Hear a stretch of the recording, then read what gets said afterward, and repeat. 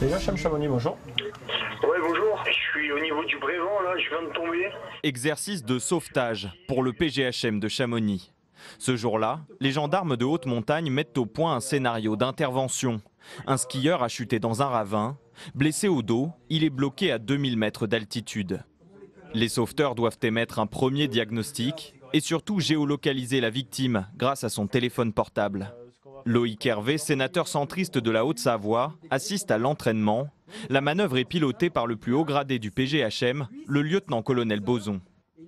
Beaucoup de gens sont incapables de se situer. Maintenant, les gens vous disent « ouais, mais je ne sais pas dans quelle altitude, quelle voie ». Donc avec les smartphones, et donc cette innovation, ça nous permet de gagner du temps. À cause d'une météo difficile, le commandant des opérations opte pour une caravane terrestre, assez rare au PGHM. Il est là-bas. Il est là-bas, donc maintenant tout consiste à aller le récupérer. Un premier gendarme s'élance à flanc de paroi. Le bilan est conforme à l'alerte, je suis en présence d'un homme de 25 ans. Ensuite, la victime doit être conditionnée, c'est-à-dire prise en charge pour pouvoir être remontée. Les gendarmes utilisent une perche Franco-Garda, une civière élitroyable. Donc là, je suis en train de descendre la civière vers la victime. Il m'a demandé de la descendre d'1 mètre. Donc là, il est en train de la faire glisser sous la victime. Je lui donne du mou pour qu'il puisse glisser cette perche Franco-Garda. Le blessé et les sauveteurs sont remontés à l'aide de ce treuil très puissant sur batterie. Un outil qui leur permet de gagner un temps précieux et de limiter les risques d'hypothermie.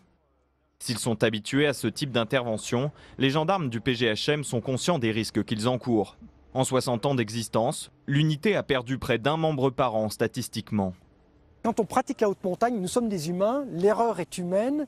C'est pas parce que nous sommes gendarmes, alors nous sommes sensibilisés à l'accidentologie, nous avons un regard peut-être plus critique que les autres, mais on n'est pas à l'abri d'un pépin, nous restons des hommes, donc forcément dans nos rangs on a des accidents.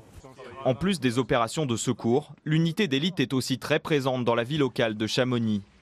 Le PGHM est notamment partenaire de l'association À chacun son Everest, où Loïc Hervé poursuit sa journée.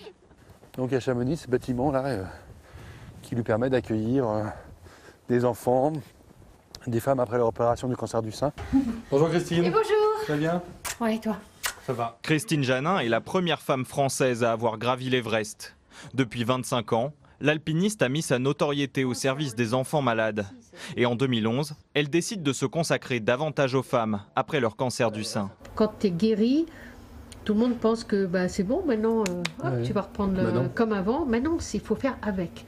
Donc ici, moi j'essaie de leur permettre de partager, de vivre avec.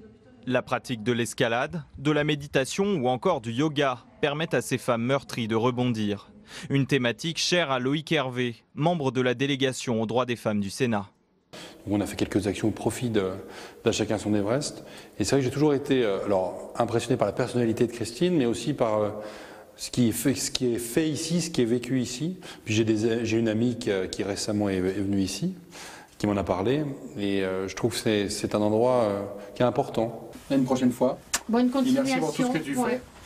Avec son association, Christine Janin a pris en charge plus de 1000 femmes et 5000 enfants dans son chalet.